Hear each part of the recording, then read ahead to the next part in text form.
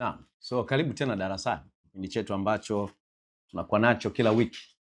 Na sasa tutakuwa na uendelevu mzuri katika mwaka huu wa vipindi vyetu kujifunza hapa. Na kwa kwanza huko tutakuwa na somo jipya ambalo tunaanza nalo leo. Tuna intend kutembea nalo katika wiki kadhaa, labda wiki 3-4 tukiwa tunajifunza. Itategemea na jinsi ambavyo pesi yetu na uelewa wetu utakavyokuwa. Unategemea tunakuwa na darasa zuri. Tunakuwa na darasa zuri, tunajifunza, tunafanya uchambuzi wa maandiko kwa kina. Lengo la darasa ni kuona kwamba tunakuja katika ufahamu kamili wa Kristo au ufahamu kamili wa maandiko. Tunakuwa na bidii katika kufasiri ama kuchambua maandiko. Kimsingi uchambuzi wa maandiko ni kazi, sio jambo ambalo unalifanya kwa uzembe na uvivu. Mwalimu yoyote wa maandiko au mwalimu wa Biblia anapaswa kuwa na bidii katika kujifunza, bidii katika kufuatilia maandiko. So si kazi ambayo unaifanya kwa uzembe au kwa uvivu, unaifanya kwa bidii. Kwa hata darasa lenyewe nalo linataka kuwa na bidii. Kwa sababu hatufanyi mambo ya msisimko. Tunafanya mambo ambayo yanataka uingie katika maandiko, chambue, uende kule, uangalie, akili yako itumike. So ni kazi, inahusisha fahamu yako, fikiri vizuri, tafakari. Akili zako zinapaswa kuwepo hapa tunapojifunza. Ukaribishe, na ni maombi yangu kwamba leo tena macho ya mioyo yetu yanaangaziwa, yanatiwa nuru. Akili zetu zinafunguka kwa kazi ya Roho katika utoto wa ndani.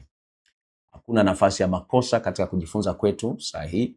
Tunapokea tunapaswa kupokea, tunaelewa tunapaswa kuelewa. Tunajengwa kwa pamoja, tunafaidiwa na Baba anatukuzwa. Amen. Hallelujah. So are you ready for the class? Okay. Leo ningependa tuanze kwa kujifunza hasa kuangazia tunaangazia uchambuzi wa maandiko. Kimsingi ni uchambuzi wa maandiko ama kanuni muhimu za uchambuzi wa maandiko.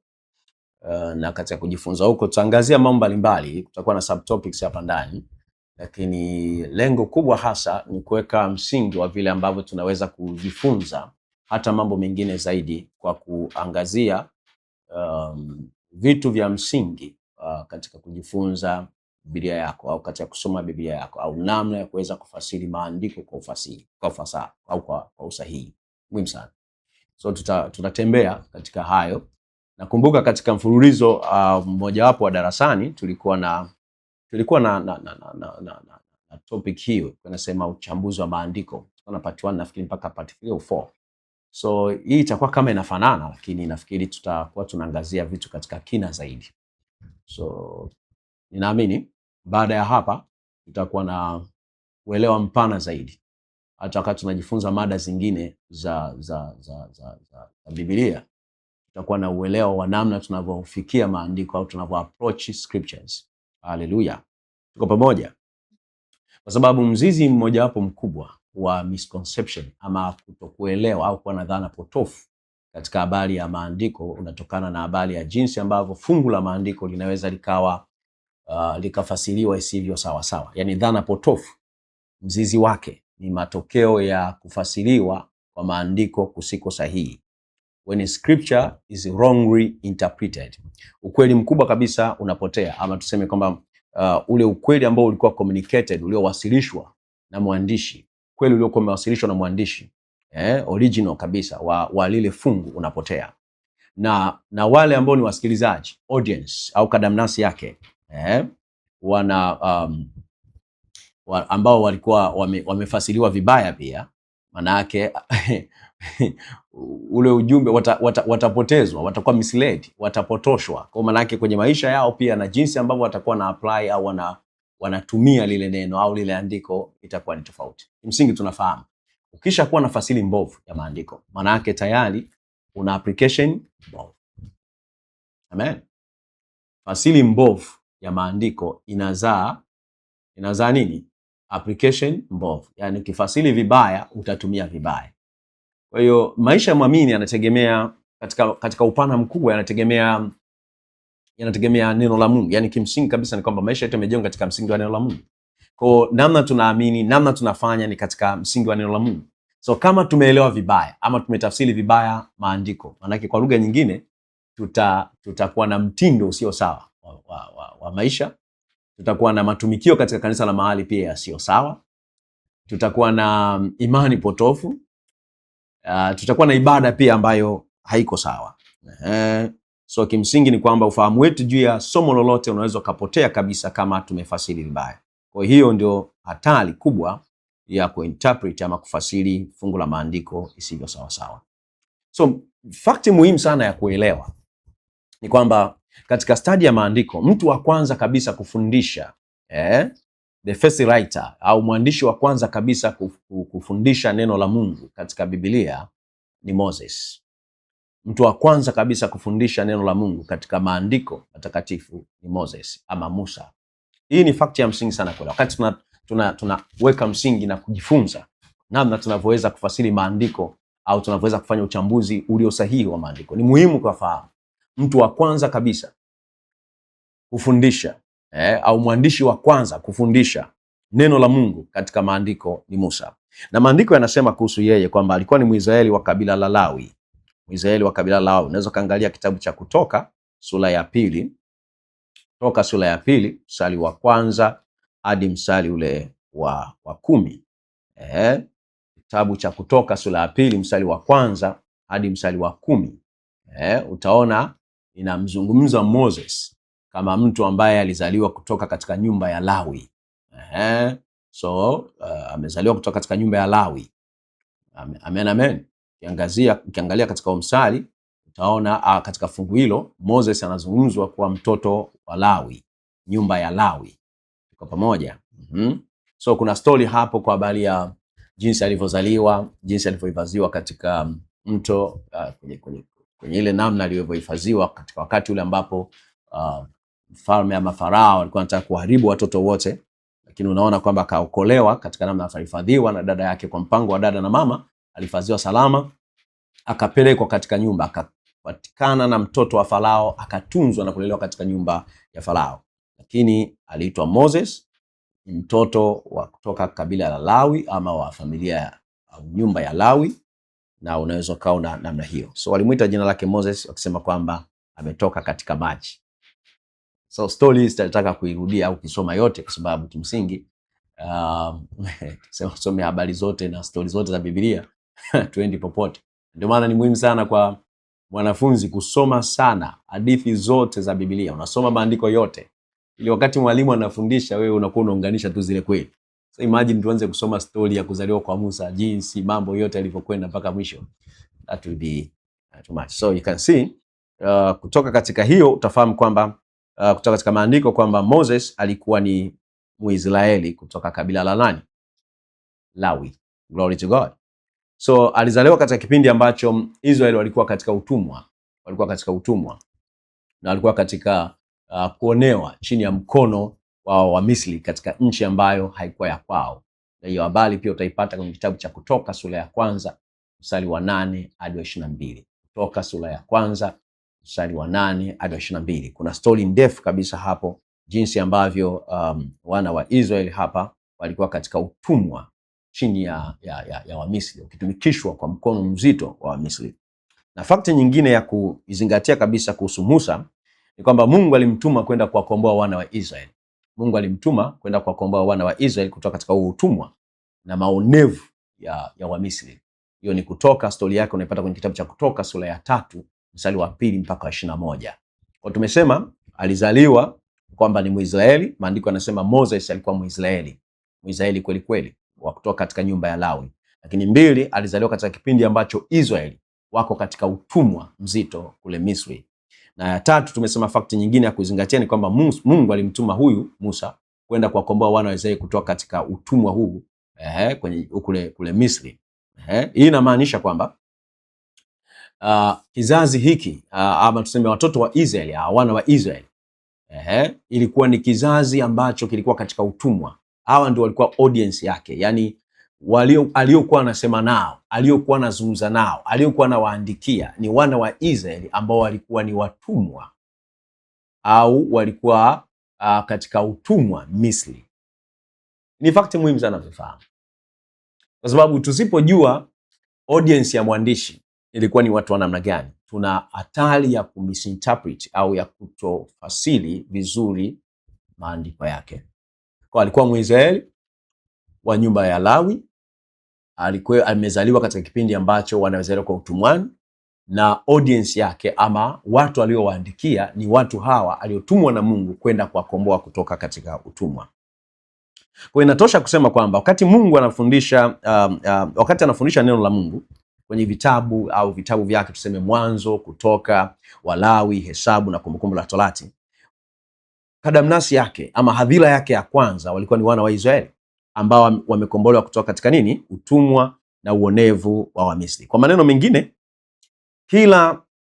kila kazi ya fasihi kama katika kila kazi ya fasihi inakuwa na wale tunasema wasikilizaji wa kwanza ama hadhira ya kwanza. Kwenye kila kazi ya fasihi kuna primary audience, ile hadhira ya kwanza. Vitabu hivi 5 vya Musa vilikuwa kwanza kabisa vimekuwa addressed, vimeandikwa kwa ajili ya watu hawa ambao walikuwa katika utumwa. Hiyo ni muhimu kufahamu. Watu waliokuwa katika utumwa lakini wameotolewa ama wameongozwa kutoka Misri, wameongozwa kutoka Misri kwenda, wanaongozwa kupelekwa katika nchi ya ahadi. Kimsingi wameongozwa, tunasoma story hiyo ya kuongozwa kwenye kitabu cha Kutoka.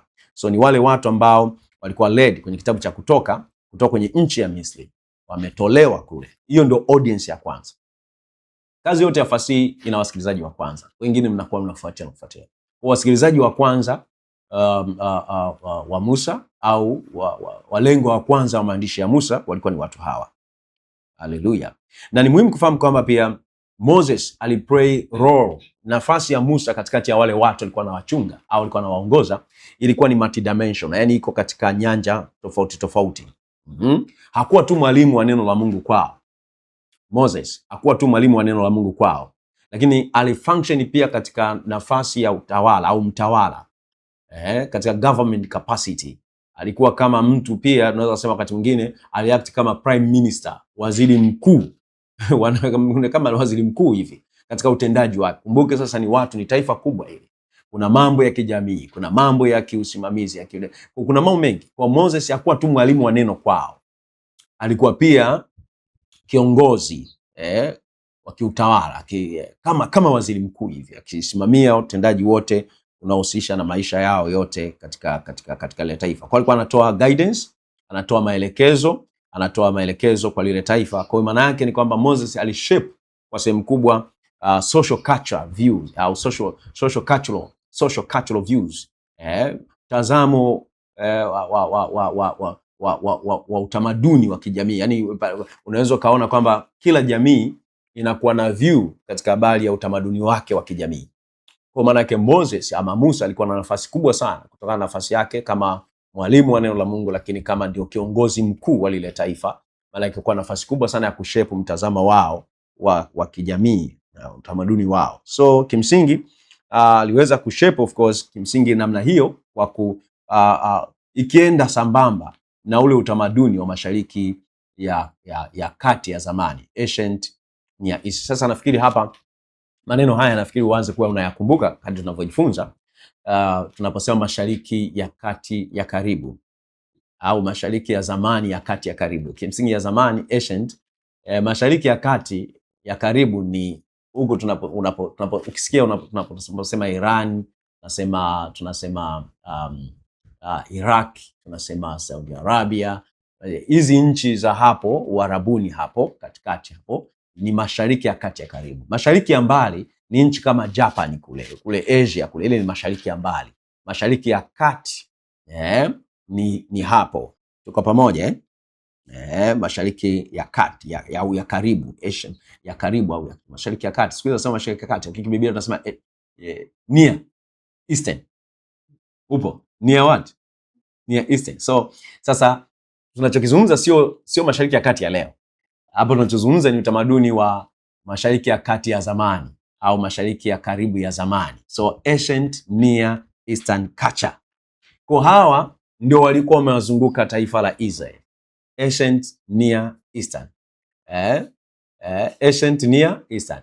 So mashariki ya karibu au mashariki ya kati ya zamani, utamaduni wao au watu hawa wa mashariki ya kati ya zamani ndio walikuwa wamezunguka watu. Kwa maana yake, kwa lugha nyingine, kuna ushawishi wa kiutamaduni. Kwa Moses alishape utamaduni wao wa kijamii kimsingi vis-a-vis utamaduni huu ambao wa watu waliokuwa wanawazunguka. Kwa ni muhimu pia kufahamu kwamba Mungu alimwelekeza kuwafundisha hawa watu agano lake alilofanya pamoja na baba zao Ibrahim, ni Isaka na Yakobo. So moja ya kazi ambayo Mungu alimwelekeza Musa kuwafundisha, hii kadamnasi yake ya kwanza au hadhira yake ya kwanza, ni kuwafundisha agano ambalo Mungu alifanya pamoja na baba zao Ibrahim, Yakobo na Isaka au Isaka na Yakobo. Na hii fact ni muhimu sana, kwa sababu mara nyingi ni kwamba ukikosa kuelewa sababu ya Kutoka, hauwezi kuelewa kitabu cha Kutoka. Kwa sababu Kutoka kuna msingi kwa ahadi ambayo Mungu alifanya kwa nani? Kwa Ibrahim katika kitabu cha Mwanzo. Kutoka, yani wale watu kutolewa katika nchi ya Misri au kutolewa katika utumwa. Sababu ya kutolewa kwao au kwa nini Mungu ameenda kuwatoa ni kwa sababu ya kile ambacho Mungu alisema na baba yao Ibrahim. Akasema tena na nani? Isaka. Akasema tena na nani? Na Yakobo. Glory to God. So huwezi kuelewa Kutoka bila kuwa na Mwanzo. Kwa kuelewa audience ni muhimu, wasikilizaji walikuwa ni watu namna gani, lakini pia Mungu alimuelekeza kufundisha nini. So Mungu alimuelekeza awafundishe hawa watu, wasikilizaji wake wa kwanza, agano ambalo Mungu alifanya na Ibrahim au baba zao Ibrahimu, Isaka na Yakobo. Kitabu cha Kutoka sura ya 2 mstari wa 24, tasoma hapa. Kitabu cha Kutoka sura ya 2 mstari wa 24. Kitabu cha Kutoka sura ya 2 mstari ule wa 24, anasema maneno haya: Mungu akasikia kuugua kwao, Mungu akakumbuka agano lake alilofanya na Ibrahimu na Isaka na Yakobo. Mungu akasikia kuugua kwao, akakumbuka agano ambalo alilifanya na Ibrahimu na Isaka na Yakobo. So you can see that. Unaweza kaona hiyo. Lakini pia Kutoka 6:4. Kutoka 6:4. Haleluya. Kutoka 6:4. Kutoka 6:4 utaona pia kwamba maneno yanazungumzwa kuhusiana na agano. Sema kitabu cha Kutoka sura ya 6 mstari wa 4, tena nimelithibitisha agano langu nao la kuwapa nchi ya Kanaani, nchi ya kukaa kwao hali ya ugeni, na zaidi ya hayo nimesikia kuugua kwao wana wa Israeli ambao Wamisri wamewatumisha, nami nimelikumbuka agano langu. So utaona dhana ya agano iko consistent katika kitabu cha Kutoka. Sababu ya Mungu kwenda kuwatoa ni agano lake, na ndio maana anamwambia Musa wafundishe agano lake alilofanya pamoja na baba zao Ibrahim, Isaka na Yakobo. Kitabu cha Kutoka pia sura ya 19 mstari wa 5 pamoja na wa 6. Kitabu cha Kutoka sura ngapi? Ya 19 mstari wa ngapi? Wa 5 na wa 6. Haleluya. Utaona pia kwamba mazungumzo yako around agano. Mazungumzo yako around agano. Mambo haya ukiruka kuelewa msingi wake ni vigumu sana kuweza kuelewa Isaya, kuweza kuelewa Zaburi, kuweza kuelewa chochote unachosoma mbele. Sasa tumesema mwandishi wa kwanza au mwalimu wa kwanza kufundisha neno la Mungu ni nani? Kwenye maandiko, kwenye scriptures. Sio wa kwanza tangu kuumbwa kwa misingi ulimwengu. Yani mwandishi wa kwanza kufundisha neno la Mungu ni nani? Moses. Haleluya. Umeipata hiyo? So kitabu cha Kutoka sura 19 mstari wa 5 anasema, sasa basi ikiwa mtaitii sauti yangu kweli kweli na kulishika agano langu, hapo ndipo mtakuwa tunu kwangu kuliko makabila yote ya watu, maana dunia yote pia ni mali yangu. 6, nanyi mtakuwa kwangu ufalme wa makuhani na taifa takatifu. Hayo ndio maneno tutakayowaambia wana wa Israeli. Hallelujah. Are you getting it?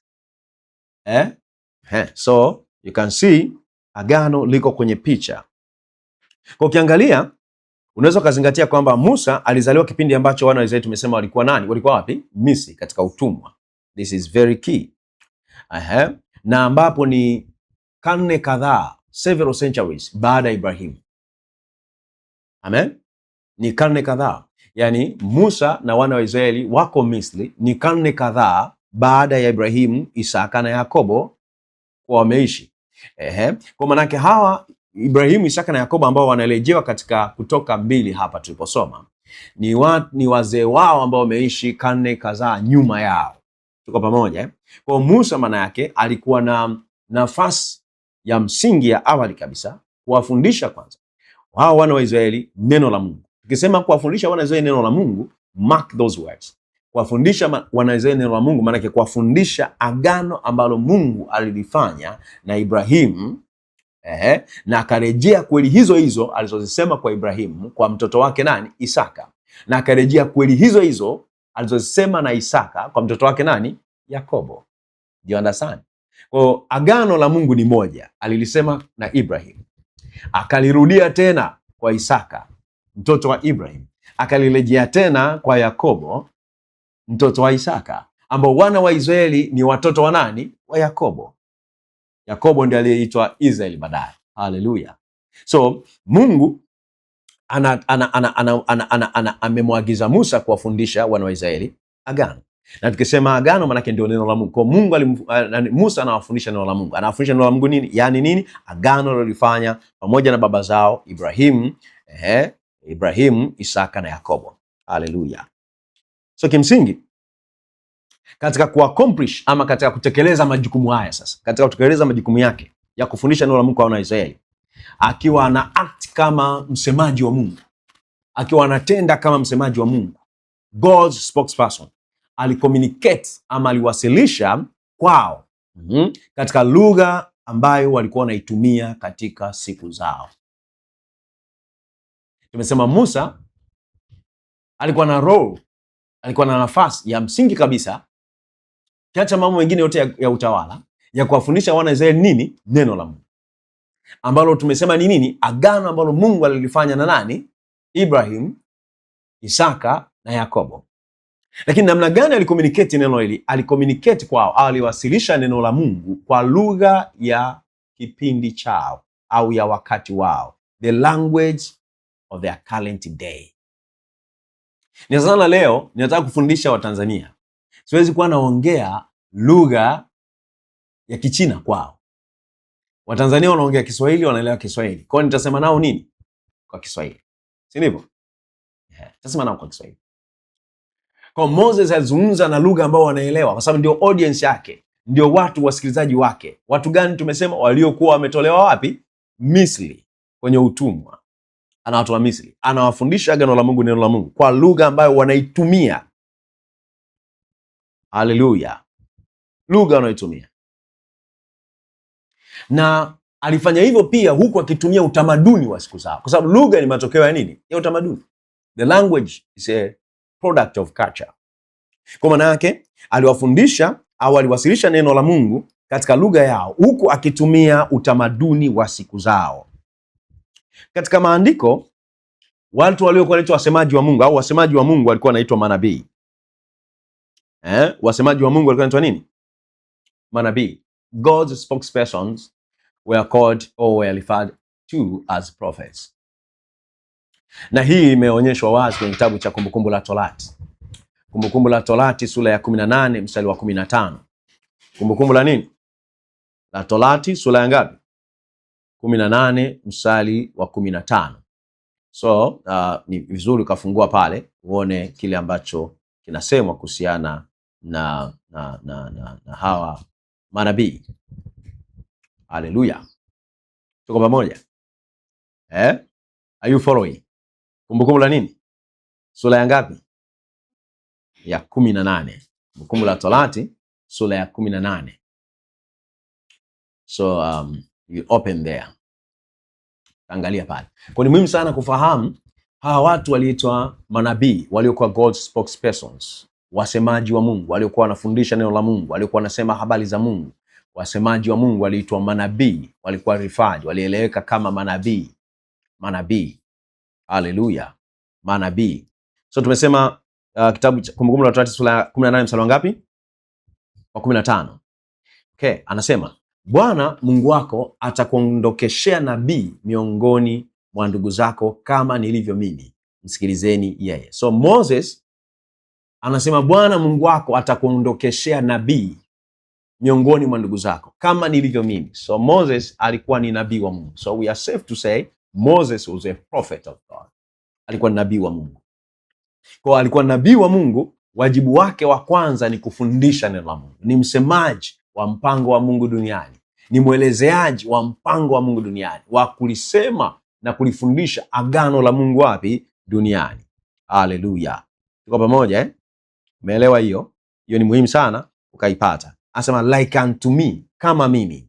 Neno nabii hapa, prophet katika KJV, prophet, nabii, ni neno nabii, N-A-B-I-Y katika lugha ya Kiebrania, ambalo linamaanisha a seer, mwonaji, a spokesperson, msemaji, au an inspired speaker, msemaji aliyevuvi, mtu anayesema chini ya uvuvio, au a foreteller, mtu anayesema mambo ya baadaye. So neno nabii, N-A-B-I-Y la Kiebrania, linamaanisha msemaji, a spokesperson, linamaanisha mwonaji, a seer, linamaanisha pia mtu anayesema chini ya uvuvio, au a foreteller, mtu anayesema vitu ambavyo eza vya mbele, ama anafunua siri ambazo hazijulikani. So kimsingi anaposema like unto me, kama mimi, inamaanisha kwamba Moses alifunction au alifanya kazi kama nabii wa Mungu, alifanya kazi kama God's spokesperson, alifanya kazi kama msemaji wa Mungu. So na unaweza kaona pia further ukienda mbele kwenye sura ya 34 mstari wa 10, sura ya 34 mstari wa ngapi? Wa 10. Kumbukumbu la Torati hilo hilo, sura ya 34 mstari wa 10, ukienda mbele pale utaona maneno mengine yanayozungumzwa kuhusiana na nabii 34 mstari wa 10. Twende pale 34 mstari wa 10. Muhimu sana kuweza kuzingatia hizi kweli, muhimu sana.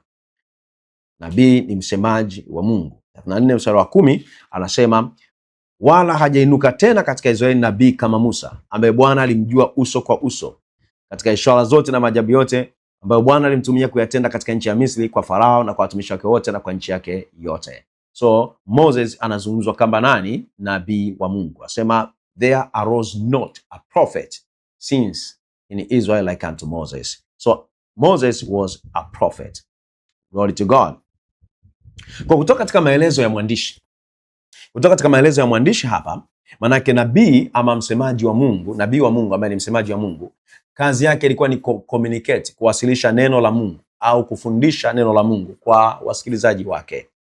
Anafundisha neno la Mungu, to communicate or to teach the word of God to his audience. Anawasilisha neno la Mungu kwa wasikilizaji wake.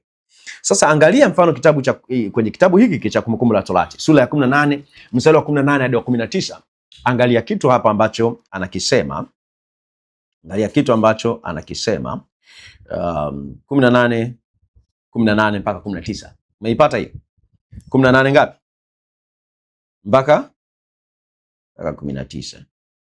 So Kumbukumbu la Torati sura ya 18 mstari wa 18 mpaka wa 19.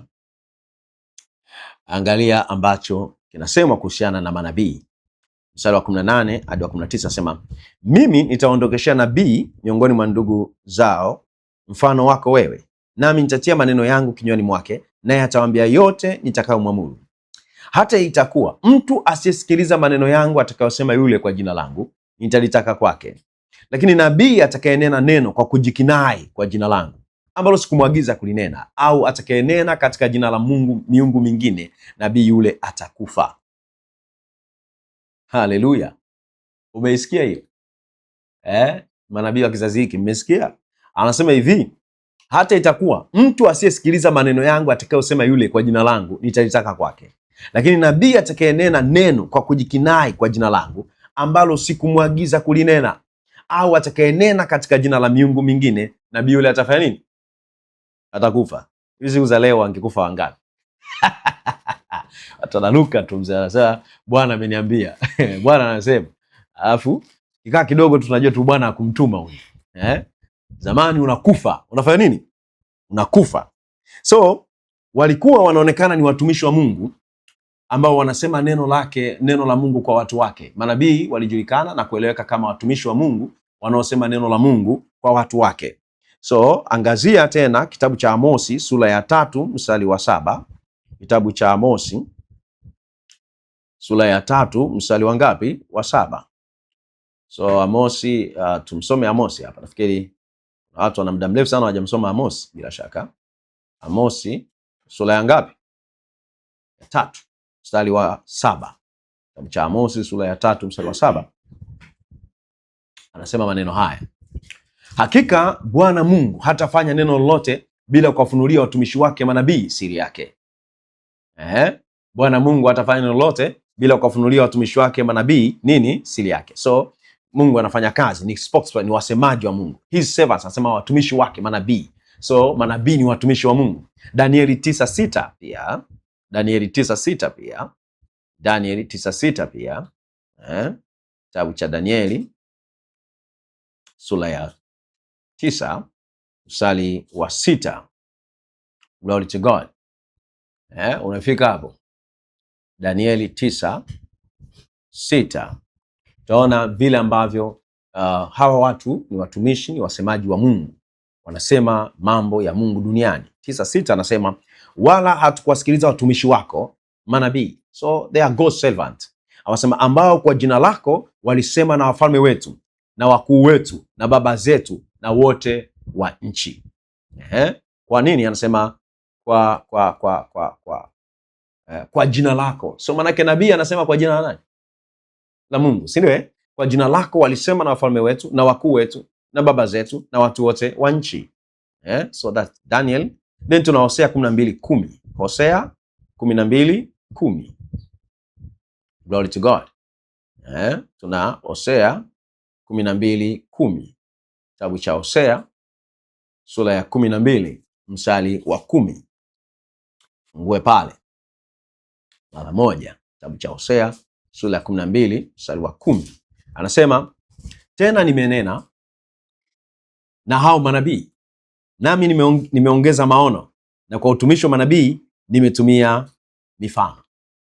Tena nimenena na hao manabii, nami nimeongeza maono, na kwa utumishi wa manabii nimetumia mifano. Haleluya. So ni watumishi wa Mungu hawa, anasema kwa utumishi. He said before us by his servants the prophets. Glory to God. Tuko pamoja Tulikuwa nasoma nini hapa? Hosea, Danieli 9:10 tena. Danieli 9:10, turudi kwa Danieli. Kazi Danieli hapa 9:10. So Danieli sura ya 9 mstari wa 10. Muhimu sana kuona kile ambacho Mungu anasema kuhusiana na hawa watumishi wake. Reference mbalimbali. 9:10. Umefika hapo, anasema wala hatukutii sauti ya Bwana Mungu wetu kwa kwenda katika sheria zake alizoziweka mbele yetu kwa kinywa cha watumishi wake manabii. So sheria hizo anasema zimewekwa na nani? Ameziweka Mungu kwa kinywa cha nani? Watumishi wake nani? Manabii. So manabii walikuwa wasemaji wa Mungu duniani, wanasema mpango wa Mungu, wanafundisha watu sheria zake, maagizo yake, etc. Glory to God. So you can see that. Kwa manake nini? Katika maandishi ya mwandishi, yani author, yule mwandishi mhusika, Abraham, yani tunasema katika maandishi ya author yule ambaye tunamzungumza hapa katika muktadha ni Musa. Tumesema Musa ndiye alikuwa mwandishi wa kwanza kufundisha neno la Mungu. Ibrahim ni mtu wa kwanza kuitwa nabii. Katika maandishi ya Musa au katika maandishi ya author ambaye ni Moses, mwalimu wa kwanza kufundisha neno la Mungu kwenye maandiko, anataja kwamba mtu wa kwanza kuitwa nabii, kuwa described as a prophet, anamtaja Ibrahim. Kitabu cha Mwanzo sura 20 mstari wa 7. Kitabu cha Mwanzo sura 20. Sio kwamba hapakuwa na manabii nyuma ya Ibrahim. Hiyo unapaswa uelewe vizuri wanafunzi. Haina maana kwamba hapakuwa na manabii nyuma ya Ibrahim. No, ina maana tunachokizungumza kwamba mwandishi, mtu wa kwanza anayetajwa, anayemtaja nabii au anayetajwa akisema waziwazi nabii ni Ibrahim. So tunafahamu Enoko alikuwa nabii, tunafahamu Abel alikuwa nabii. Hiyo base kwa sababu ya maandiko ambayo yamefuata mbele, lakini haikuwa imeandikwa mara ya kwanza kwao kwa jina moja kwa moja nabii. Tunafahamu Nuhu was a prophet of God. Hallelujah. So mtu wa kwanza tumesema nani? Nani? Ibrahim, si ndio? Okay, twende Mwanzo sura 20 mstari wa 7. Mwanzo sura 20 mstari wa 7. Kitabu cha Mwanzo sura ya 20 mstari wa 7. So Mwanzo 20:7 anasema, basi sasa umrudishe mwanamke kwa mtu huyo, maana yeye ni nabii, naye atakuombea upate kuishi. Bali usipomrudisha, fahamu ya kwamba kwa hakika utakufa wewe na watu wote ulionao. Huyu jamaa alichukua mke wa Ibrahimu, ni mfalme huyu. Mungu anamuonya, ni Abimeleki mfalme wa Gerari. Anamwambia umrudishe mtu huyo kwa nani? Mstari wa 7. Mrudishe mwanamke kwa mtu huyo, maana yeye ni nani? Ni nabii. Kwa maana yake wake wa manabii sio wakugusa. Gusa mke wa kuhani, mke wa nabii, unakufa haraka sana. Anasema mrudishe mke kwa mtu huyo, maana ni nani? Nabii. Maana yake anasema maana ni msemaji wangu, maana ni mtumishi wangu. Haleluya. So anasema usimrudishe, usimguse, mrudishe mtu huyo kwa nabii. Kwa anamuita ni hapa mara ya kwanza kabisa Ibrahimu anatamkwa kwamba nani? Nabii. Haleluya. So ukiulizwa mtu wa kwanza kutamkwa nabii katika maandiko, Abraham au Ibrahim. Ibrahim katika Mwanzo sura 20 mstari wa ngapi? Wa 7. Mtu wa pili kutamkwa kama nabii katika maandiko ni Harun. Second person described as a prophet, Aaron. Kitabu cha Kutoka sura ya 7 mstari wa kwanza. Kitabu cha Kutoka sura ya 7 mstari wa kwanza. Kitabu cha nini? Kutoka sura ya 7 mstari wa kwanza. Glory to God. Are you in class? Okay, Kutoka sura ya 7 mstari wa kwanza.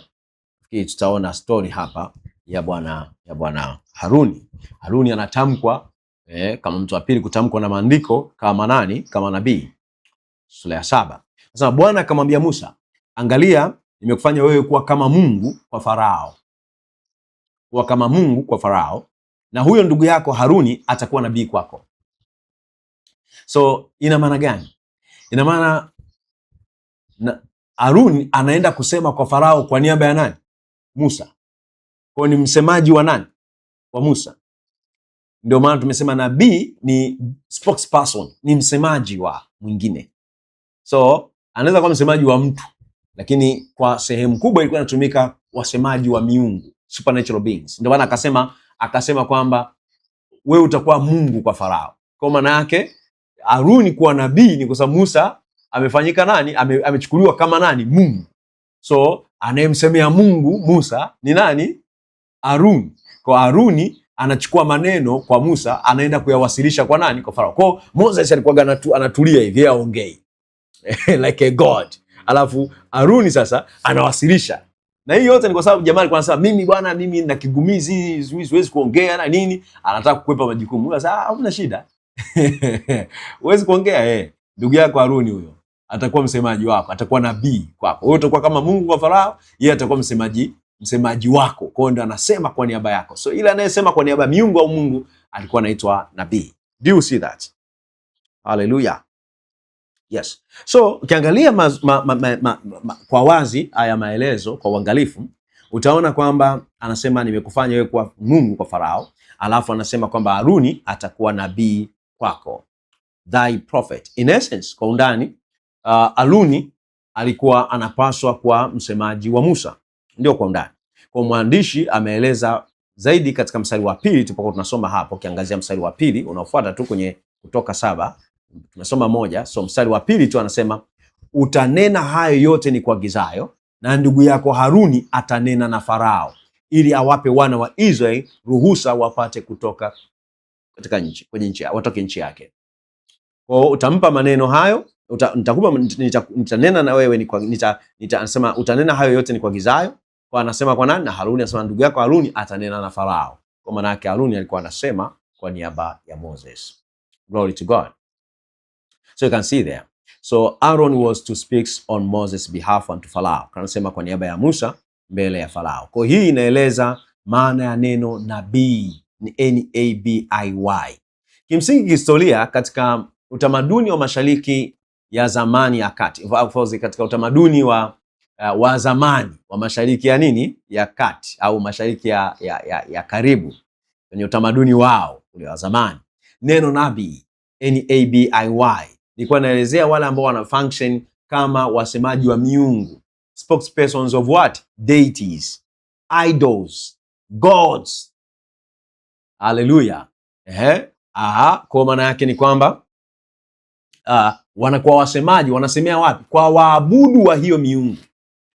Kwa hiyo yote alikuwa anaisemea miungu au Mungu, kwa wale waabudu wa ile miungu au Mungu alikuwa anaitwa nabii. Ndio mambo yalivyokuwa katika utamaduni wao. Kwa hiyo walikuwa wale wanaosema kwa niaba ya miungu yale masanamu ndio walikuwa wanaitwa manabii. So as a result ya majukumu yao, kama matokeo ya majukumu yao, walikuwa wanakuwa granted, wanakuwa wamepewa supernatural abilities, uwezo supernatural wa kuweza kujua au kuona na kujua na hawa miungu. Yani miungu hawa sasa waliwapa supernatural abilities, waliwapa uwezo supernatural kwa sababu ya majukumu yao, kazi yao. Sababu huwezi ukaenda kusema kwa niaba ya miungu alafu huwezi kusikia rohoni, huwezi kuona rohoni. So wasemaji hao walikuwa wanaitwa manabii, walikuwa na supernatural abilities, walikuwa na uwezo wa kiungu au ambao ni zaidi ya kawaida, supernatural, wa kuweza kuona na kufanyeje na kusikia au kujua yale ambayo miungu wanataka kuwasilisha kwa watu ambao wanawaabudu. Kwa mfano, kwenye kitabu cha Wafalme wa Kwanza na Wafalme wa Pili, utaona kwamba mwandishi anasema kuhusiana na manabii wa Baali. Tuangazie hapa Wafalme wa Kwanza 18:25. Wafalme wa Kwanza 18:25. Wafalme wa Kwanza 18 ngapi? 25. So go there uone manabii wa Baali hapa katika kitabu cha Wafalme wa Kwanza sura ya 18. Mstari ule wa 25. Haleluya. Umefika hapo? Mstari wa 25 anasema, Elia akawaambia manabii wa Baali, jichagulieni ng'ombe mmoja mkamtengeneze kwanza, maana ninyi ndio wengi, mkalitie jina la Mungu wenu, wala msitie moto chini. Umeelewa hiyo eh? Akawaambia watu gani? Manabii wa nini? Wa Baali. Kwa Baali ana nini? Ana manabii wake. Kwa huyu Mungu huyu Baali ana manabii wake. Manabii wake kwa muktadha tuliojifunza ni nini? Wasemaji wake. Tuko pamoja eh? Wanaozungumza na waabudu wake, wanaomwabudu Baali. So unaweza kaona hiyo katika hiyo Wafalme wa Kwanza 18:25. Alafu anasema kwenye Wafalme wa Pili sura ya 10 mstari wa 19. Wafalme wa Pili, angazia Wafalme wa Pili. Kitabu gani nimesema? Wafalme wa Pili. Are you there? So nenda Wafalme wa Pili. Wafalme wa Pili sura ya ngapi nimesema? Sura ya kwanza ya 10. Sura ya 10. Wafalme wa Pili sura ya 10 mstari wa ngapi? 19. Haleluya. So kitabu cha Wafalme wa Pili sura ya 10 mstari wa 19 anasema maneno haya. Ndipo sura ya 10 ngoja kwanza. Wafalme wa Pili sura ya 10 mstari wa 19.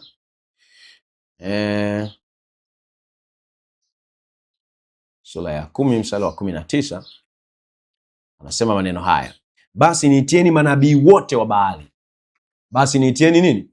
Manabii wote wa Baali. Niitieni manabii wote wa Baali. 19 hiyo. Wote wa mabuduo na makuhani wake wote. Mtu asikose kuwapo hata mmoja. Maana ninao dhabihu kubwa kumtolea Baali. Yeyote atakayekosa kuwapo hataishi. Hiyo ulikuwa mtego.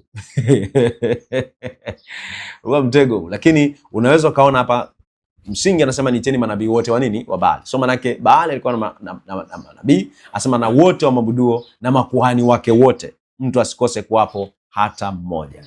Lenga kuwapata wote wamalize kwenye hiyo nyumba. Ajifanya naye anataka kumtolea dhabihu Baali. Lakini kimsingi ni kwamba huu ulikuwa ni mtego. Kwa ni mtego. Haleluya. So ukiangalia katika maandiko haya ambayo tumeyasoma, Baali kimsingi alikuwa regarded, alikuwa anatambulika kama Mungu, a deity, God, ambaye alikuwa na waabudu pia. Alikuwa na waabudu, amesema na waabudu wake na makuhani.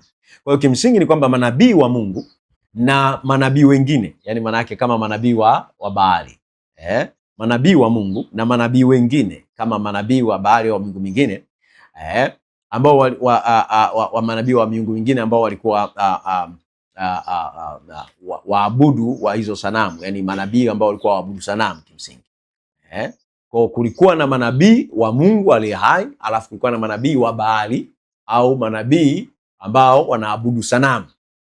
Bwana Yesu asifiwe sana.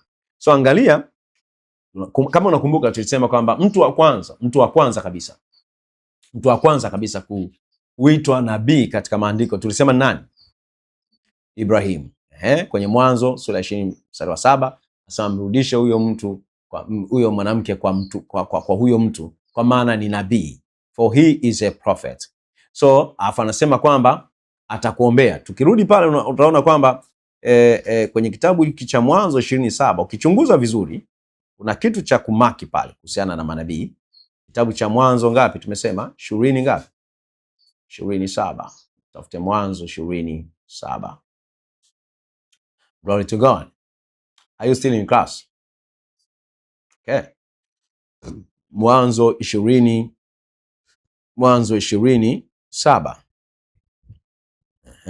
Mwanzo 27. So ukienda pale utaona kuna function ambayo inazungumzwa kuhusiana na Ibrahim. Kwa sababu Abimeleki hakuambiwa tu kwamba amrudishe yule mwanamke yule mtu. Andiko linasemaje hapo mbele? Can you read? Anasemaje?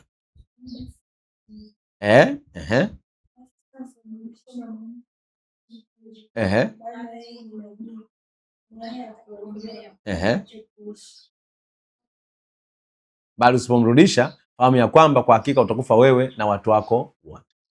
Ndio understand? Kwa anasema kwamba mrudishe mwanamke kwa mtu huyo, maana yeye ni nabii, naye atakuombea upate kuishi. Ukumbuke hao watu walishakuwa wamekuwa na machangamoto hapa. Ukiangalia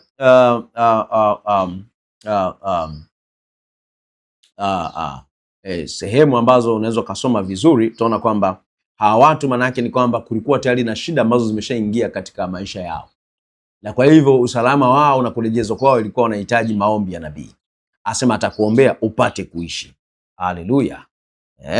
Na ukimsikiliza Abimeleki mstari wa 9 anasema Abimeleki akamwita Ibrahim akamwambia, umetutendea nini? Nimekukosea nini hata ukaleta juu yangu na juu ya ufalme wangu dhambi kuu? Umenitendea matendo yasiyotendeka. Abimeleki akamwambia Ibrahim, umeona nini hata ukatenda jambo hili? Ibrahim akasema, kwa sababu naliona yamkini hapa hapana hofu ya Mungu mahali hapa, na wataniua kwa ajili ya mke wangu, naye kweli ndugu yangu, binti ya baba yangu, ila siye mwana wa mama yangu, ndipo akawa mke wangu.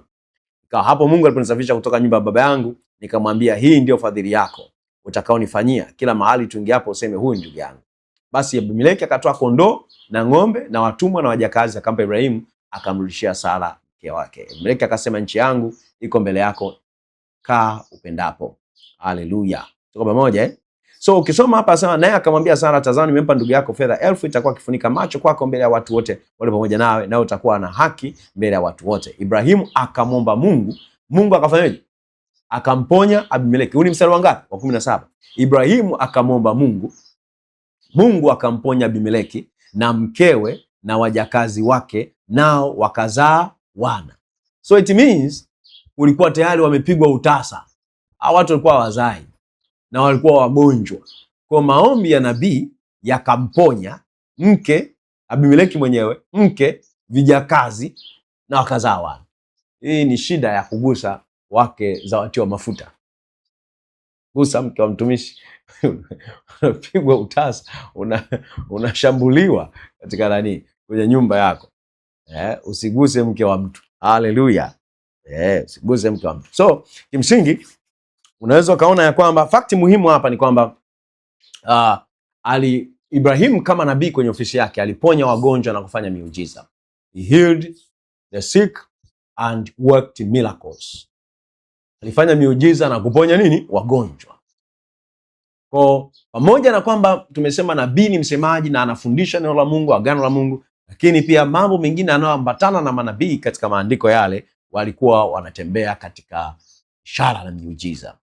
Ponya, kwa naomba aliombea pale akaponya wagonjwa. Kwa masuala ya kuombea watu na wakaponywa hajaanza leo. Watu waliombewa tangu maandiko ya agano la kale, naombea wagonjwa na wanapata afya. See? Kwa unaweza kuona huo mstari wa 17 anasema kwamba akaomba kwa Mungu, Mungu akamponya Abimeleki na mke wake na wajakazi wake, nao wakapata watoto. Lakini fakti nyingine ambayo ni muhimu sana nafikiri ni muhimu kuobserve ama kuchunguza fact ambayo ni prominent, yani kweli ambayo ina nguvu zaidi katika function ama katika utendaji wa Ibrahim kama nabii wa Mungu. Kwanza unaweza kaangalia jambo la kwanza, aliamini neno la Bwana. Ibrahim aliamini neno la Bwana. Kitabu cha Mwanzo sura ya 15 mstari wa 4 hadi wa 6. Kitabu cha Mwanzo sura ya ngapi? 15 mstari wa 4 hadi wa 6. So unarudi tu kutoka sura 20 naenda sura ya 15 mstari wa 4 hadi wa 6.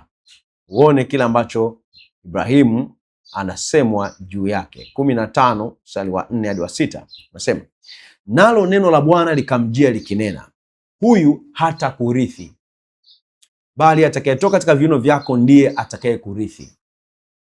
Amen, amen. Alafu anasema ya kwamba mstari wa 5, akamleta nje akasema, tazama sasa mbinguni, kazihesabu nyota kama ukiweza kuzihesabu. Sawa, kazihesabu nyota kama ukiweza kuzihesabu. Akamwambia, ndivyo utakavyokuwa uzao wako. 6, akamwamini Bwana. Akamwamini nini? Bwana. Akamwamini Bwana, naye akamhesabia jambo hili kuwa haki. Akamwamini Bwana, naye akamhesabia jambo hili kuwa nini? Haki. Kwa maana yake nini? Ibrahim aliamini katika neno la Bwana. Ibrahim ni mwamini, aliamini katika neno la Bwana. Sasa akamwamini Bwana, naye akahesabu jambo hili kuwa ni nini? Haki. Alihesabu jambo hilo kwamba ni haki. So Ibrahim alikuwa mwamini. So nabii hakuwa nabii tu, alianza kwa kuwa mwamini. Alikuwa mwamini wa Bwana, wa neno la Mungu. Angalia pia ukweli huu pia ukielezwa katika sura nyingine iliyofuata mbele, sura ya 26 mstari wa 5, kuhusiana na kile ambacho Ibrahimu alifanya. Sura ya 26 mstari wa 5, kitabu hicho cha Mwanzo, sura ya 26 mstari wa 5. Hallelujah. Are you still in here? Bado uko darasani? Bado uko darasani? Sura ngapi nimesema? 26. Mstari wa ngapi? Wa 5. Soma na wa 6 pia ikiwezekana. Sura ya 26 mstari wa 5. Mstari wa 5. Anasema, kwa sababu Ibrahim alisikia sauti yangu. Amen. Kwa sababu Ibrahim alisikia sauti yangu, akahifadhi maagizo yangu na amri zangu na hukumu zangu na sheria zangu. So Ibrahim alifanya nini? Alisikia sauti yake, akahifadhi maagizo yake. Hallelujah. Na amri zake na hukumu zake na sheria zake. Glory to God. So Ibrahimu inaonekana akisemwa kwamba alimwamini Mungu, aliamini neno la Bwana, lakini pia alitii au alisikia. KJV inasema obeyed my voice and kept my charge, my commandments, my statutes and my laws. Hallelujah. Jambo la pili ambalo Ibrahimu alifanya, alicommunicate neno la Mungu kwa wengine. Lile aliloliamini aliliwasilisha kwa wengine. Kile ambacho Ibrahimu aliamini alikisema kwa wengine, alikifundisha kwa wengine. So leo tunakuwa na changamoto, mtu anakuwa muamini, ameamini katika Mungu, alafu hawasilishi alichokiamini kwa wengine. Sio kibibilia, wala sio mpango wa Mungu, wala sio fundisho la maandiko. Ni kwamba umesikia, umeamini, unasema kwa wengine. So Ibrahim, jambo la kwanza alilofanya, aliamini katika neno la Mungu. Alitii sauti ya Mungu. Alishika agano la Mungu. Anaposema alishika sheria zangu, alitii, maana yake aliamini neno la Mungu, agano la Mungu. Alafu akafundisha the same. Kwa kitabu cha Mwanzo sura ya 18 mstari wa 17 hadi wa 19, Mwanzo 18 17 hadi 19 inaonyesha hivyo. Kitabu cha Mwanzo sura ya 18 mstari wa 17 hadi wa 19. Haleluya. Mwanzo sura ya ngapi? 18 mstari 17 hadi 19. Anasema, Bwana akanena, je, nimfiche Ibrahimu jambo nilifanyalo? 18. Akiwa Ibrahimu atakuwa taifa kuu hodari, na katika yeye mataifa yote ya dunia watabarikiwa. Yani hapo panakiuliza, akiwa Ibrahimu atakuwa taifa kuu hodari, na katika yeye mataifa yote ya dunia watabarikiwa. Yani Mungu anauliza, je, nimfiche jambo hilo? Kwa maana nimemjua, mstari 19. Kwa maana nimemjua ya kwamba atawaamuru wanawe na nyumba yake baada yake waishike njia ya Bwana, wafanye haki na hukumu, ili kwamba Bwana naye akamtimizie Ibrahimu ahadi zake. Baba anasema kwamba, anaposema kwamba nimejua atawaamuru wanawe, manake atawafundisha wanawe, atawafundisha wanawe. Haleluya. Na nyumba yake baada yake waishi njia. Kwa manake atafundisha. Glory to God. Atafundisha. So unaweza ukaona hapo kwamba Ibrahim anasemwa kuwa mtu aliye communicate neno la Mungu kwa wengine. Soma katika KJV inasema, for I know him that he will command his children and his household after him, and they shall keep the way of the Lord, do justice and judgment. Na kwamba Mungu atamtimizia, that the Lord may bring upon Abraham that which he hath spoken of him. Kwa maana yake Ibrahim, roho primary roho ya msingi kabisa kwa unaweza sema kwamba sawa sana Ibrahim, roho ya msingi kabisa ambao wengine pia manabii wa Mungu au wasemaji wa Mungu walichofanya ilikuwa ni communicate ama kuwasilisha neno la Mungu au kufundisha neno la Mungu kwa watu katika ulimwengu wao. Kama Ibrahim alivyokuwa na communicate au alifundisha kizazi chake, ndivyo ilivyo manabii wengine wa Mungu au wasemaji wa Mungu katika maandiko, walifundisha au waliwasilisha neno la Mungu kwa watu wa kizazi chao katika siku zao katika ulimwengu wa kwao. Haleluya.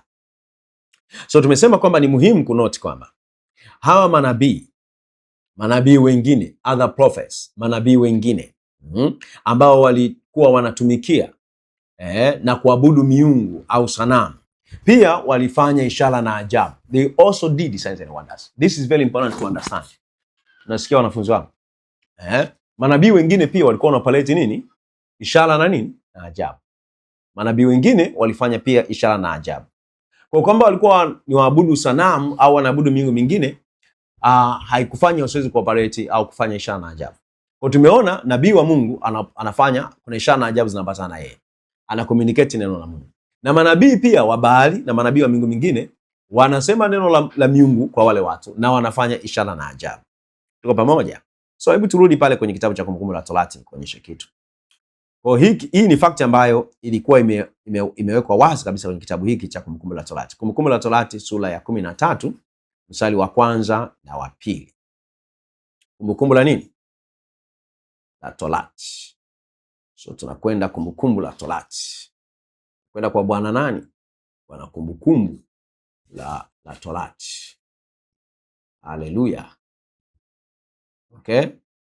Kumbukumbu la Torati. Kumbukumbu la Torati.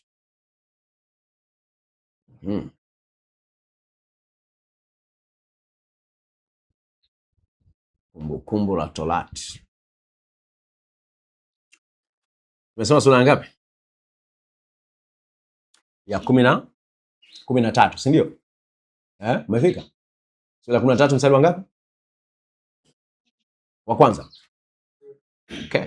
So Kumbukumbu la Torati sura ya 13 mstari wa kwanza, utaona kile ambacho kinasemwa kuhusiana na manabii.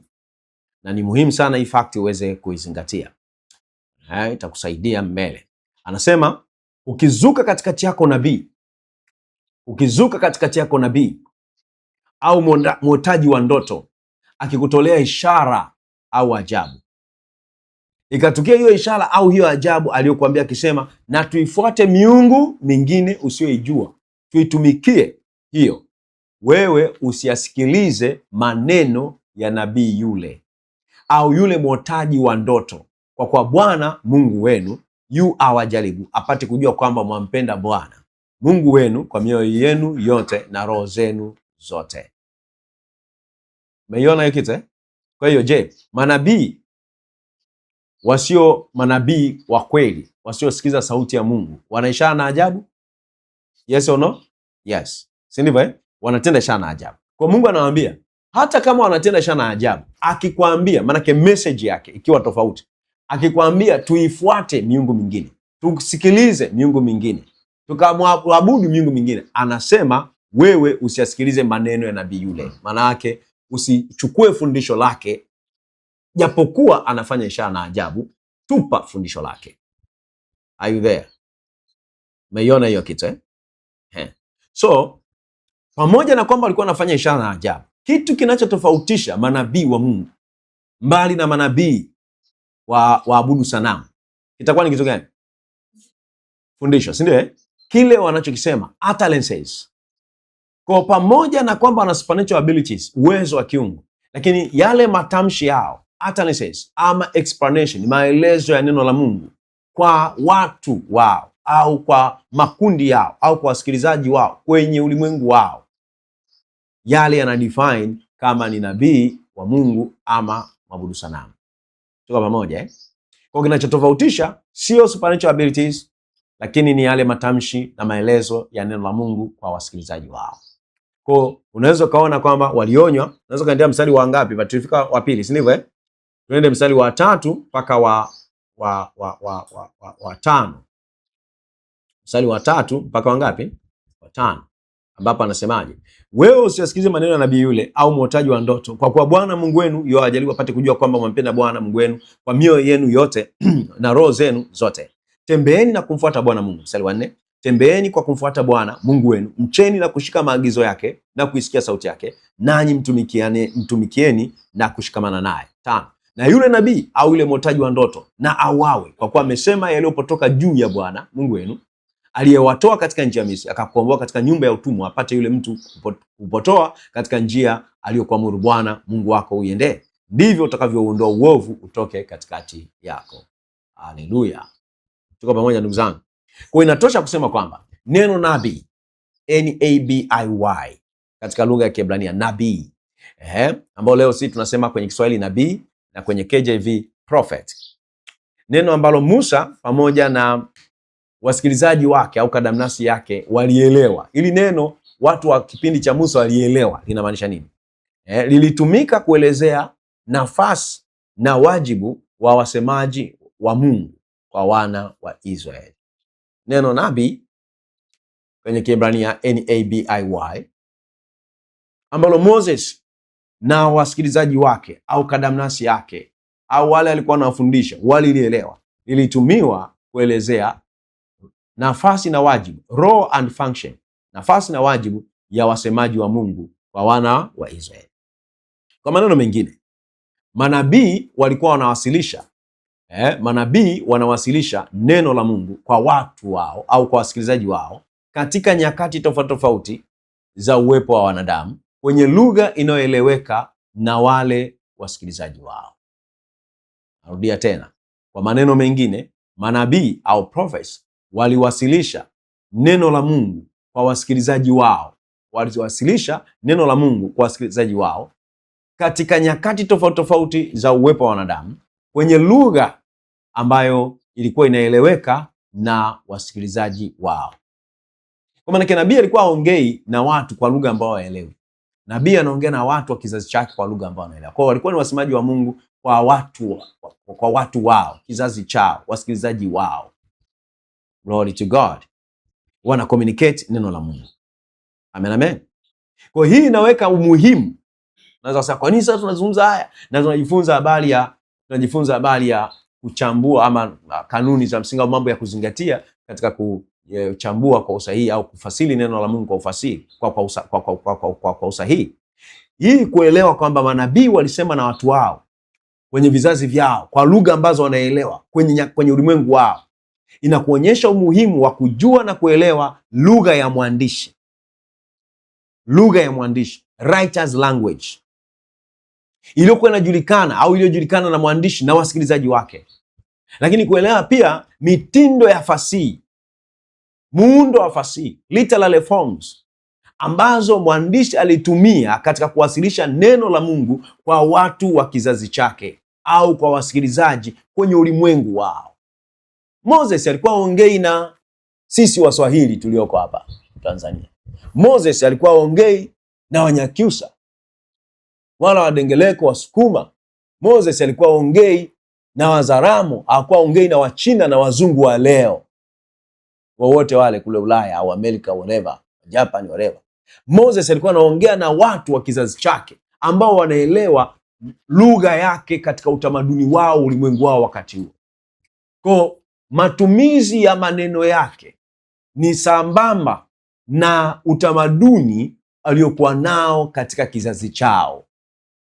Leo kuweza kumwelewa Musa itakubidi urudi katika uelewa wa kwamba wale watu walikuwa wamesikiza Musa walisikia nini, lugha hii, maneno haya kwenye utamaduni wao, kwenye ulimwengu wao yalikuwa na maana gani? That's very important, kwa sababu leo haiwezi kuwa maneno ya Musa yana maana tofauti na yaliyokuwa yamekusudiwa wakati anaandika au wakati anasema na watu wake. Intention, kusudio la mwandishi au la mwalimu linabaki kuwa lile lile tangu alipokuwa anaongea mpaka leo, halibadiliki. Kwa maana yake kuelewa kwa usahihi alichokuwa anasema ni muhimu kuelewa lugha yake. Glory to God. Hiyo ina make sense? Ina make sense, si ndio? Kwa maana yake nini? Umuhimu wa kuelewa lugha ya manabii katika maandiko haiwezi kusema umesisitizwa kiasi kinachotosha. Kuna umuhimu mkubwa sana wa kuelewa lugha ya nani? Ya manabii katika maandiko. Kuna umuhimu sana wa kuelewa lugha ya manabii katika nini? Katika maandiko. Muhimu sana. Kwa wakati ambapo lugha haijaeleweka, kusudio la mwandishi au kusudio la msemaji wa awali na maudhui ya taarifa zake zote ambazo ameziweka au maudhui yake au maudhui ya zile taarifa zinapotea kwa msomaji wa leo. Nirudie. Wanasema hivi, wakati ambapo lugha haieleweki, the language is not understood. Na changamoto kubwa of course ya Biblia leo ni lugha. Tunapambana, watu wanasema hiki, mwingine anasema kile, mwingine anafasiri vile. Ni issue ya lugha tu. Sababu kubwa ya kuwa na walimu leo ni kufafanusha mambo haya, ni kusolve tatizo la lugha, gap lilopo kati ya kizazi kile watu wanasikia na kizazi chetu leo, kwamba tunaelewaje maandiko ya kizazi kile. Kwa hiyo wakati lugha haifahamiki, kusudio la mwandishi na maudhui ya taarifa anazozitoa zinapotea kwa msomaji wa leo. Kusudio la mwandishi na maudhui yake au maudhui ya taarifa zile zinapotea kwa msomaji wa leo. Kwa maneno mengine, kuelewa neno la Mungu kutoka katika maandiko ya manabii, kuelewa neno la Mungu kutoka katika maandiko ya manabii, kama tulivyosema hapo mwanzo, ni muhimu sana msomaji wa leo kwanza kuelewa lugha ambayo manabii waliwasilisha neno la Mungu kwa wasikilizaji wao. Glory to God. Hiyo imeeleweka? Hiyo imeeleweka, sio? Muhimu sana kuelewa lugha ambayo manabii waliwasilisha neno la Mungu kwa watu wa kizazi chao. Very important. Amen, amen. Muhimu sana. Muhimu sana. Kihistoria, vitabu vya Mwanzo mpaka Malaki viliandikwa katika lugha ya Kiebrania. Kihistoria, vitabu vya Mwanzo mpaka Malaki viliandikwa katika lugha ya Kiebrania. Hiyo ni fact ambayo unapaswa kufahamu. Mtu asipotaka kutambua fact hiyo, akalazimisha kwamba kiwe Kiswahili kama kilivyo Kiswahili, atachemka, atapoteza maana iliyokusudiwa ya mwandishi. Tunaposoma Biblia yetu leo, si Kiswahili kama kinavyoonekana na sio English kama inavyoonekana. Nyuma kuna maneno yenye utamaduni, kuna maneno yenye maana katika utamaduni wao au ulimwengu wa kwao katika kipindi hicho. Kwa maneno mengine, waandishi wa vitabu vya Biblia pamoja na wasikilizaji wao walikuwa ni Wayahudi. Kwa maneno mengine, waandishi wa vitabu vya Biblia, maandiko matakatifu, Mwanzo mpaka nini? Malaki. Amen, amen. Genesis to Malachi. Waandishi walikuwa ni watu gani? Jews. Lugha yao ni nini jamani? Kiebrania. So, Biblia iliandikwa kwa lugha gani? Mwanzo mpaka Malaki. Lugha gani jamani? Kiebrania. Waandishi walikuwa watu wa namna gani? Wa kabila gani? Wayahudi. Wasikilizaji wao au waliokuwa wanaandikia ni watu gani? Wayahudi. Utamaduni wa vizazi mbalimbali vitakuwa ni vizazi vya watu gani? Wayahudi. Do you understand? Kwa hiyo ina maana ya kwamba Musa pamoja na manabii waliandika kuhusu ahadi ya Mungu. Waliandika kuhusu mpango wa Mungu katika maandiko. Waliandika kuhusu ahadi ya Mungu ama mpango wa Mungu katika maandiko kwenye lugha ambayo wasikilizaji wao wa wakati huo, immediate audience, hadhira yao wakati huo wanaweza kuelewa kwa wepesi kabisa. Could readily understand. Readily understand. Moses hakuandika lugha ambayo wale watu hawaelewi. Ya siku za nyuma tulikuwa tunasema Moses aliwaandikia mafumbo, mambo ambayo walikuwa hawaelewi. Sasa huwezi kuwajaji watu kwamba hawana imani, hawaamini wakati hawaelewi unachokisema. Na huwezi ukasema kwamba umesema na watu, umefikisha ujumbe kwa watu wakati umefikisha kwenye lugha ambayo hawawezi kuielewa. So iko wazi kabisa kwamba Moses na manabii waliandika neno la Mungu, yani kusema neno la Mungu, God's promise, ahadi ya Mungu au mpango wa Mungu katika maandiko, katika lugha ambayo wao na wale wasikilizaji wao wakati huo, wasikilizaji wa kwanza, walikuwa wanaweza kuelewa kwa wepesi. So they communicated, waliwasilisha kweli kuhusiana na neno la Mungu. Waliwasilisha kweli kuhusiana na neno la Mungu, God's word, neno la Mungu, kwa audiences zao au kwa wasikilizaji wao katika lugha ya kibinadamu, human language. Hawakuwasilisha kwa lugha ya malaika. No, they did not do that with na lugha za malaika. No, walikuwa wanaongea na binadamu, na kwa hiyo waliwasilisha maandiko yao au mpango wa Mungu ama ahadi za Mungu kwa wale watu kwa kutumia lugha za kibinadamu, human language, na lugha ambayo wale wasikilizaji wangeweza kuelewa au walikuwa wanaijua na kuelewa. Ina maana kwamba katika maandishi yao Musa na manabii walikuwa walitumia mitindo ya fasihi au maneno, istilahi za kifasihi, literary terms of course. Walitumia mbinu, techniques, styles, miundo na formatting katika lugha za wakati wao. Unajifahamu Kiswahili kina muundo, si ndio Kila lugha ina miundo wake, si ndio Ina tekniki zake za kuwasilisha. Kwa mfano unasoma shairi la Kiswahili, unaona jinsi wanavyopangilia mashairi katika lugha ya Kiswahili. Amen, amen. Unaona fasihi, ukisoma kazi za fasihi kuna mtindo, mtindo, styles, muundo, sijui wanaita Kiswahili sikufanya vizuri, sikuwa mzuri sana wa lugha. Nakuta wanakwambia vitenzi, vikurupushi, vishazi, hamna vitenzi, vikurupushi. Kwa kuna manake mbinu za fasihi zilizotumiwa na waandishi wa maandiko ya Biblia ni za utamaduni wao na wa kipindi chao, ulimwengu wao. Haleluya, tuko pamoja So wali apply literary terms, istilahi za kifasihi, techniques, styles and formatting katika lugha ya siku zao, ambayo wote wao wasemaji na wanaowasikiliza audience yao walifanyaje? Walielewa. Kwa tunapomalizia, ni muhimu kusema kwamba highlight fact kwamba vitabu pia vya Mathayo, vitabu vya Mathayo mpaka Ufunuo, kitabu cha Mathayo mpaka nini? Ufunuo, viliandikwa kimsingi kabisa kwenye lugha gani? Kigiriki. Lugha ya Kigiriki. Lugha ya Kigiriki. Kwa hiyo ina maana kwamba yes. Kama wengine pia katika kipindi ambapo Yesu yupo katika Israeli walikuwa wanaizungumza lugha hii ya siku zao. Yaani Kigiriki ilikuwa ni lugha ya siku zao. Ndio maana maandishi yakawa katika lugha gani? Ya Kigiriki. Huwezi ukawa unawasiliana na watu ambao hawazungumzi hiyo lugha, afu unawaandikia kwa lugha hiyo. So katika ulimwengu wa Yesu, tunafahamu kihistoria Roman Empire, Warumi ndio walikuwa wanatawala kihistoria wakati wa Yesu. Na kabla ya Warumi walikuwa Wagiriki. Wagiriki walifanikiwa kueneza lugha yao Kigiriki. So Warumi walipokuja wakudili na mambo ya lugha, wao wakaacha mambo ya lugha yaendelee hivyo hivyo, wakadili na masuala ya kisiasa na uchumi kutawala tu, umeona. So lugha ya Kigiriki ilienea. Katika Uyahudi watu wanazungumza Kigiriki pia.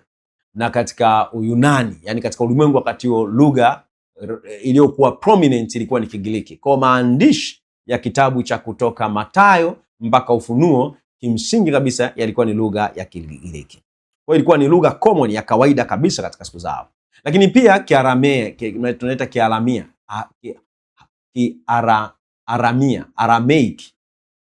Aramaic. Kiaramia ilikuwa ni lugha pia ya kipindi cha Yesu na wanafunzi wake au katika kile kipindi. So Aramaic and Hellenic Greek. Kwa kimsingi ni kwamba watu katika siku zao, kimsingi Kiaramia ni kidogo sana katika scriptures, lakini kwa lugha inazungumzwa mtaani na nini, masokoni etc. Kwa kimsingi kabisa watu katika siku zao, particularly Wayahudi, kimsingi kabisa Wayahudi wangeweza kuelewa labda na kuzungumza pia Kiebrania. Umeona? Lakini lugha iliyokuwa inazungumzwa mara kwa mara ilikuwa ni nini? Kigiriki. Kwa maana yake ni kwamba ili kuweza kufasiri kwa usahihi na kuelewa maelezo ya Musa na manabii, yani Mwanzo mpaka Malaki, lakini pia Yesu pamoja na mitume wake watakatifu, Mathayo mpaka nini? Ufunuo. Kuweza kuelewa na kufasiri kwa usahihi maandishi ya Musa na manabii, Mwanzo mpaka Malaki, lakini kuweza kuelewa pia mambo yanayozungumzwa kuhusiana na Yesu pamoja na mitume wao, nyaraka za mitume, au kuelewa kile kilichokuwa kinazungumza Yesu na mitume wake watakatifu, Mathayo mpaka nini? Ufunuo, si ndio? Ni muhimu kwa mwandishi, kwa msomaji wa Biblia ama mwalimu wa Biblia leo kuelewa lugha ya waandishi, Kiebrania na Kigiriki. Kiebrania katika Agano la Kale, Mwanzo mpaka Malaki, Kigiriki katika Agano Jipya, Mathayo mpaka nini? Ufunuo. Kuelewa matumizi, mbinu walizotumia za kifasihi, literary skills ambazo wamezitumia katika maandishi yao. Ukisoma tu kama kasuku au bila kufundishwa na mwalimu ambaye anauelewa wa jinsi hizi lugha zina mitindo ya uandishi, wasilishaji, ndio hiyo sasa unaanza kusema Biblia imesema, Biblia imesema, Biblia imesema, alafu unakuta una tafsiri tofauti kabisa, unapata kitu ambacho hakikusudiwa na waandishi katika siku zao. Haleluya.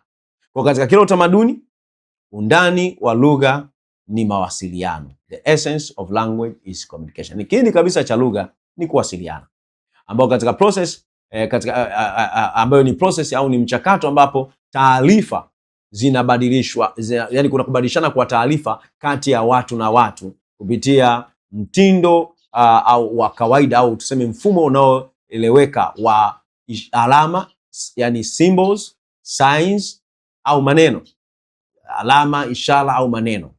Narudia ninachokisema.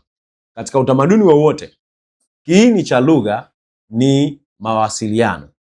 Mawasiliano ambao ni nini jamani? Mawasiliano ni mchakato ambao kwa huo taarifa zinakuwa yani kuna kubadilishana kwa taarifa kutoka mtu na mtu au watu na watu kupitia mfumo unaojulikana kwa wote. Mfumo wa nini? Mfumo wa alama, yani symbols ama signs na maneno.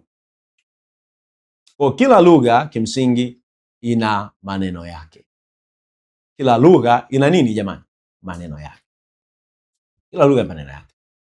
Kwa kuweza kuelewa lugha ya manabii katika maandiko, mtu atapaswa aweke katika consideration na kuelewa kwa uwazi vizuri kabisa, kwanza matumizi ya maneno ya mwandishi. Matumizi ya maneno ya nini? Ya mwandishi. The use of words. Jambo la kwanza, matumizi ya maneno ya mwandishi au matumizi ya maneno ya waandishi, ambayo inamaanisha itahusisha nini? Itahusisha maana za maneno, namna maneno na mafungu ya maneno yalivyotumiwa katika muktadha wa maelezo yao. Amen, amen.